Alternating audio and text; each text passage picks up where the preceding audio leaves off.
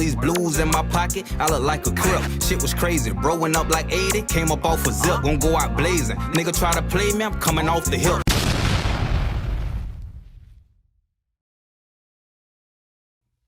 What's up, YouTube? We back. Hey, look at here, man. Let's go ahead and start this thing off right. If you got a loved one doing time in prison, send them a copy of the #1 magazine publication in the nation. And that is Street Elements Magazine.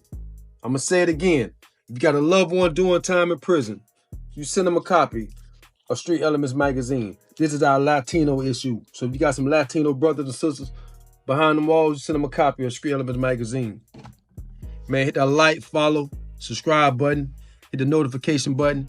Man, we at 30-some thousand subscribers, man. I want to appreciate y'all, man. I'm going to salute y'all. I really appreciate that, man. Man, we doing our thing over here. This thing is really growing like we say we gonna do.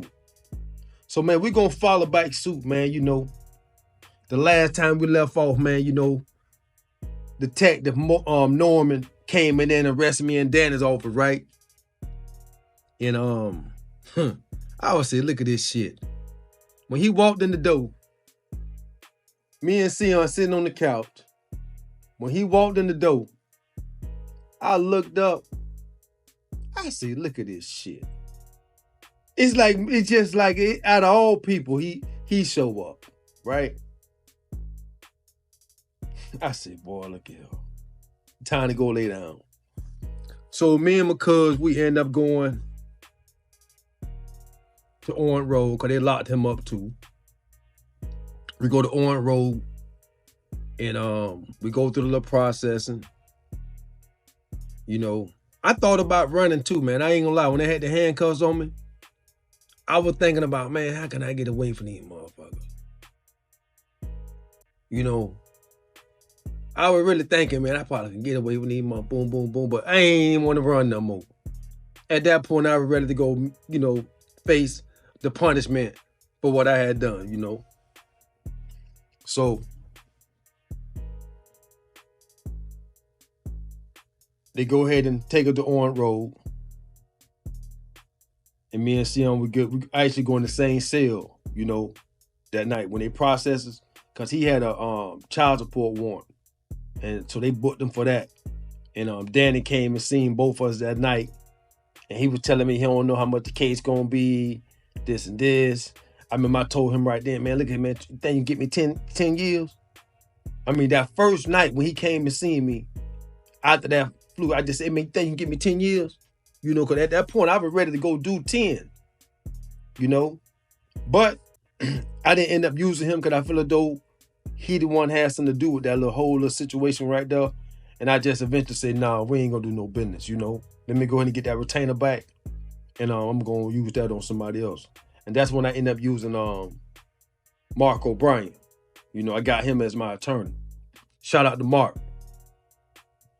All right. So, you know, I had an old Michael Vick charge at the time, right? And I'm gonna tell you how I caught that situation. And with that situation, I actually got framed by the dog pound. I got framed by him. It was a guy working at the damn dog pound named something Vessel.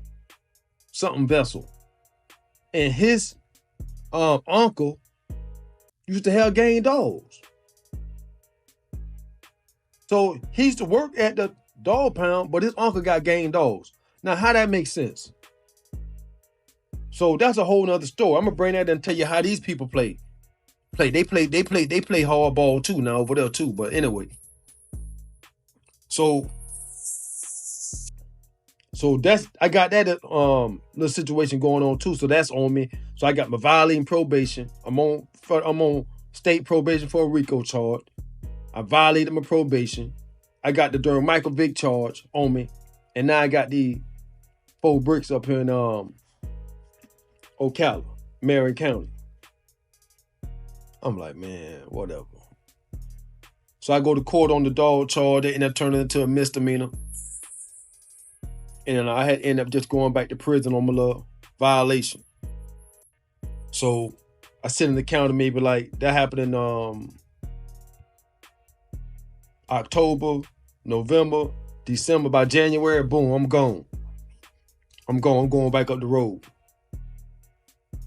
While I'm up the road, my possible release date is in May. I can get out in May.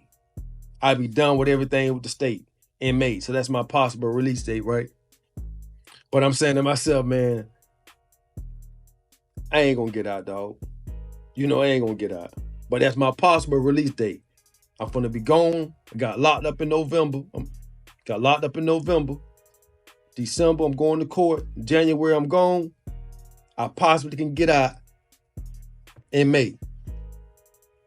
So anyway, we go through, go to Orlando, but we don't get off the bus. When we go to OCI, this time when I go to OCI, I don't get off the bus. They keep us on the bus and they end up shipping us straight to Lake Butler. So this when I get the Butler treatment, you know. I go to Lake Butler, go through the little process, you know, like you say, everybody now strip everything down, get butt naked, you know, go through the little reception process. I stay there for a little while. That when somebody on the rec yard. This crazy how quick news travel, right? It's quick how news travel, right? So boom, I'm at Butler, right? I forgot who my bunkie was, but he was a young dude from Tampa. He knew me. I can't remember his name, been so long ago, but it was a young homie that was my bunkie at Butler. I got the magazine in for him. At the point, I'm sick, man. The whole time I was at Butler, I'm sick because I know, yeah, I get out in May, but I ain't getting out. I don't know how much time I'm looking at. So I'm in state prison and I only got to be there for 6 months. But I know I ain't finna get out. So I'm there. I'm like, man, I'm just being held here, man. I ain't finna get out. You know? So while I'm there, I get the magazine on the compound, right? The Street Elements magazine. The #1 magazine publication in the nation. I get this on the compound at Butler. Right? So I let my little homie get it because I really got it for him. Let him have it.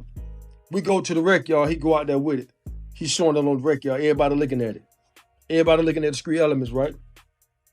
And then somebody said, oh yeah, man, the owner of that magazine, yeah, man, he just got knocked off in Ocala, man. He got 20 years in the feds. I'm right there. Right? I just shake my head. So Homer come by, he said, yeah, man, they got cool. Dudes put a bone on you, right?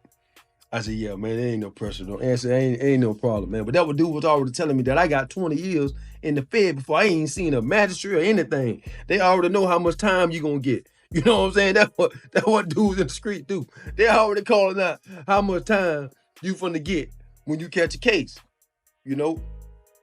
So I end up going to Holmes up there in Bonifay, Florida, right? Yeah, that's Bonifay. Yeah, up there home, North Florida, right? Yeah, up there in North Florida, right? I'm getting there, I'm on the compound, whole bunch of foolishness going on this compound right here. I'm talking about a whole bunch of, I mean, it was just a weird ass situation to be in up there. It was just, ooh, man, I'm talking about that shit was ugly, right? But anyway, I'm there for about 4 or 5 months. No, I'm at the main unit for about 2 months. And then they shipped me over there to the work camp. Now I'm at the work camp. I see Tari. I can't remember who else was there with me, but I see him there. And I'm just there really just wasting time, man, working out, walking the track. And I'm still saying to myself, man, I ain't gonna get out, man. Hopefully I possibly could get out, but I ain't thinking I'm gonna get out. So I'm over there one day, then they called my name on the speaker. Campbell, pack it up. I'm like, damn, where I'm going? I don't know, they just call you back to the main unit. All right. So boom, I end up going back to the main unit. When I go back to the main unit, they put me back in the dorm. And I think I hit my mama. I say, Mom, hey, check this out. They just moved me back to the main unit. I don't really know what's going on, but they moved me back in the main unit. So if I can, I may call you in the morning. She said, okay. So boom. After that, the next morning, I see Theo there. No, I see OT there. I run into OT at home. We passed each other on the sidewalk, dap up. That's my first time seeing him in a minute. And then when I go back to the dorm the next morning, they call me to go to the R&D. I go up there. And I'm sitting, I'm asking them, hey man, why y'all call me up here? They say, man, just take a seat, man. So after a while, some officers come in. That ain't for me. But then I seen them boys come in with them blue shirts on and say U.S. Marshals. And I said, boy, here you go. Shit finna get real. Make it happen or you capping.